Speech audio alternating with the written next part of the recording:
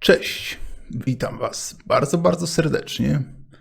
Tym razem sięgnę po 3 książki, które już czytałem jakiś czas temu, czyli między 1 a 3 miesiącami temu i jeszcze nie nagrałem ich recenzji. Z tym, że 2 nagram pewnie recenzję teraz, a 1 jutro. W związku z tym pewnie zmieni się mój strój.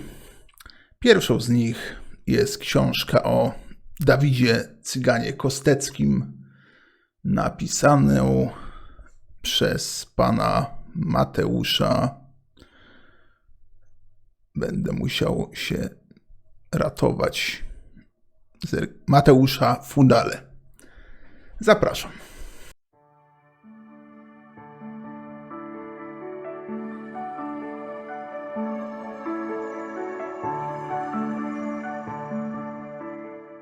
Okej.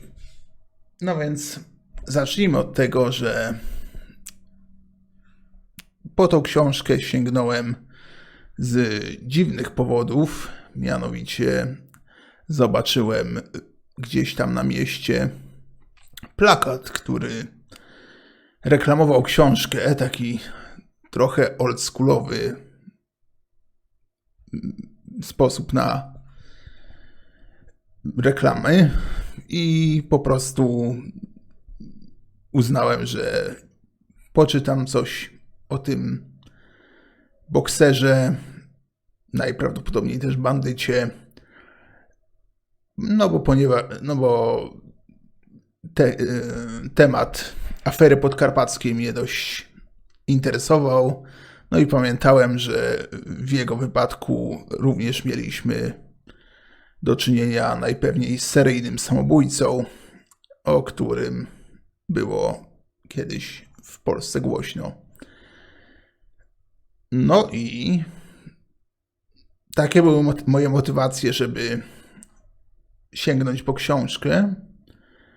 A co wy dostaniecie, zarówno jeśli zdecydujecie się na e-book, jak i na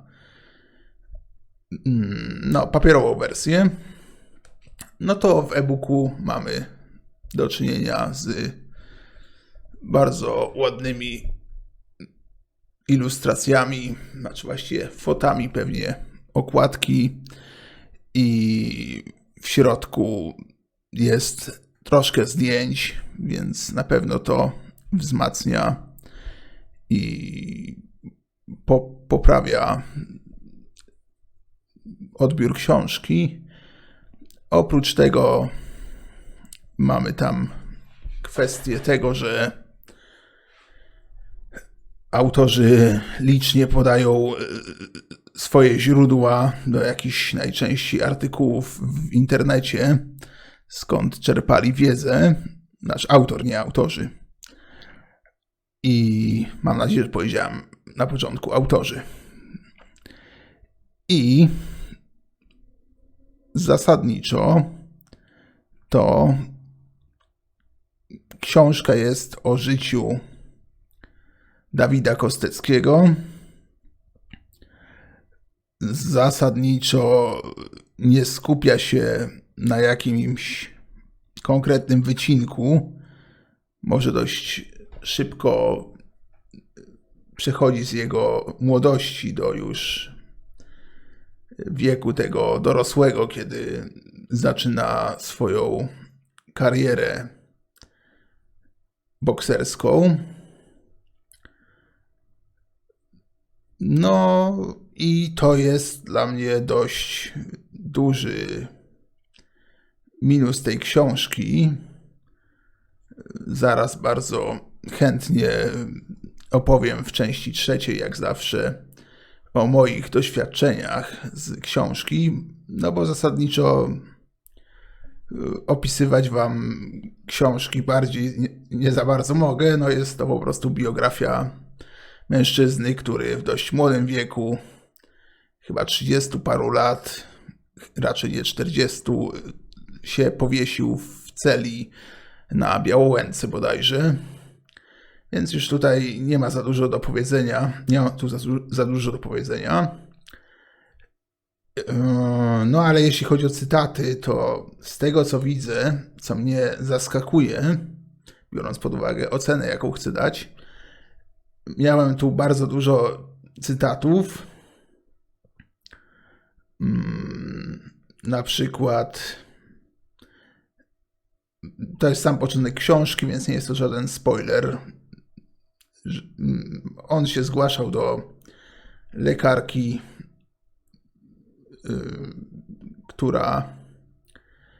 do lekarki psychiatry w więzieniu, no i mówił tam, że ma bezsenność i problemy z koncentracją.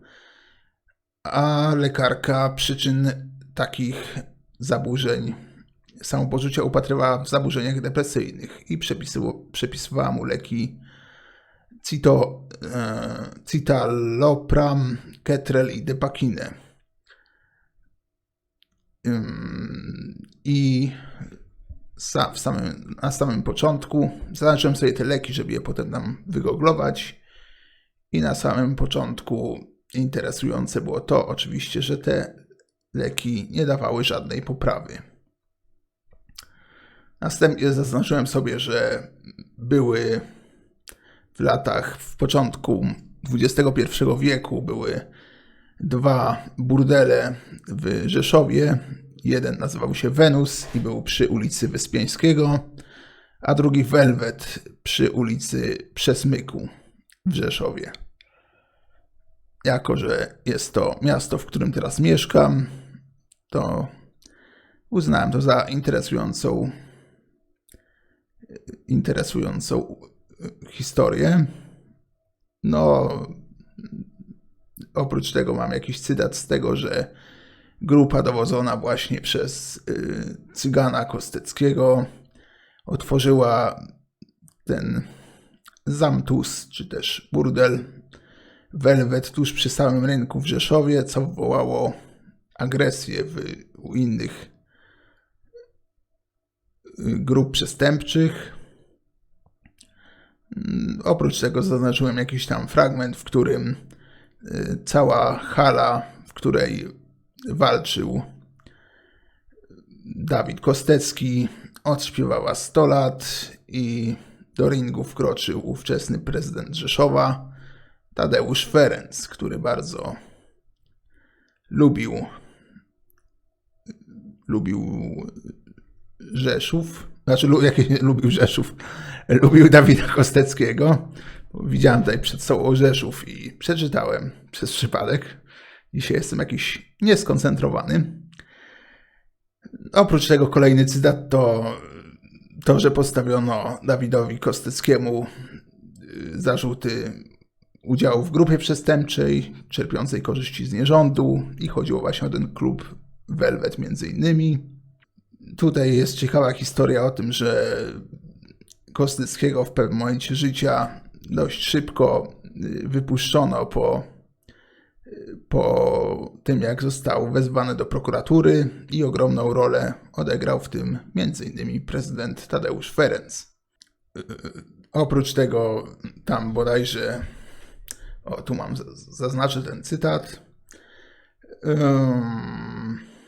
Tadeusz Ferenc tam się pokłócił z radnymi, bo chciał wyłożyć 120 000 złotych na galę boksu zawodowego i radni się na to nie zgodzili, bo powiedzieli, że dadzą maksymalnie 80 000 złotych, ale organizator gali się na to nie zgodził.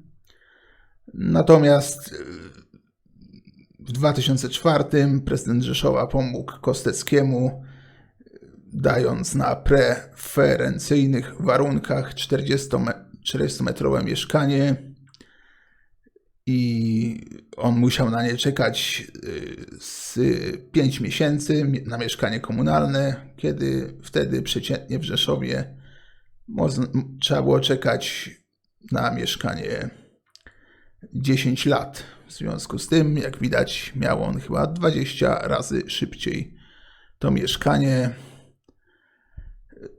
No i co tam mamy jeszcze, że wspaniała historia jest, że rok później super nowości poinformowały, że Ferenc przeznaczył po cichu pieniądze z miejskiej kasy na kolejną galę. Decyzja miała zapaść bez wiedzy radnych, a dziennikarze dotarli do informacji o niej w Biuletynie Informacji Publicznej. No więc ogólnie, jak widać, to było takie udzielne księstwo Ferenca, ten Rzeszów, mimo że on był podobno bardzo fajnym tym burmistrzem miasta, czy prezydentem, jak to się mówi. No i co jeszcze mamy? Są jakieś historie o tym, że powiązany z kimś tam był z Wieną, nie wiem kim była Wiena. Wiena, czy to jakiś kolega Kosteckiego, czy też ktoś, nie, burdel Wiena, przy Rudniku nad Sanem. Nie, tu jest jakaś historia właśnie o Zielonym Domku, gdzie zmuszano do nierządu gimnazjalistki i że zostało to właśnie załatwione. No generalnie na Podkarpaciu dochodziło do tego, że były tam jakieś takie dziwne sytuacje, że jakby konkurencje na rynku tym prostytutek, czy tam burdeli, na rynku nierządu wykaszały się między sobą rękami policji. I tu się pojawiał ten wątek imperium, wątek polityków Prawa i Sprawiedliwości i według wiedzy Wojciecha J., czyli byłego agenta CBA, to były taśmy, na których był były marszałek Sejmu z PiS, na których uprawiał seks z dziećmi, ale oczywiście nie udało się tego udowodnić. Jeszcze mnie tam oczywiście zainteresowała historia ich patodeweloperki, kiedy próbowali zbudować osiedle domków jednorodzinnych w Wawrze, bo Wawer to moje rodzinne strony. I jest też opowieść o tym, że Edyta Kostecka nie widziała scenariusza tego filmu Wegi o Kosteckim, w którym była zarówno ona, jak i jej zmarły mąż przedstawiana w dość złym świetle. No i co my tu mamy? No i jeszcze była wzmianka o Mateuszu Borku, którego oczywiście znamy i lubimy. Teraz dużo komentuje meczy. Oprócz tego mamy jakiś tam smaczek jednego z jakichś bandziorów z Marka K., który też najpewniej uczestniczył w aferze reprywatyzacyjnej i zlecił on zabójstwo 75-letniej sąsiadki z kamienicy. Została oblana w windzie kwasem siarkowym. Więc o Macieju M. krąży opinia, że boją się go nawet prokuratorzy. Więc fajnie się, że tak powiem, bawią w tej Warszawie, ale dla mnie to nic nowego. I to wszystko z tej mojej masy cytatów, ale jeśli chodzi o moją opinię, no to zasadniczo wydaje mi się, że